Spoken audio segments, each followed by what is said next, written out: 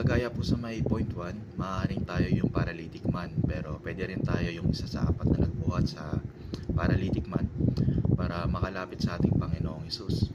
Maaaring tayo yung gamitin ng ating Diyos para makakilala yung iba sa ating Panginoon, at pwede rin tayo yung gamitin ng ating Panginoon para makapanumbalik ang iba nating kapatid na natalikod yung faith nila sa ating Panginoon.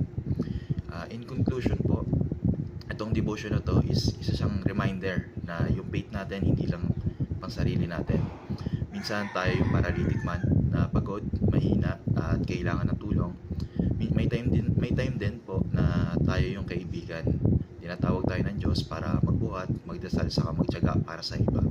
Ano man po yung maging role na ibigay sa atin ng ating Panginoon, patuloy lamang po siya natin na pagkatiwalaan.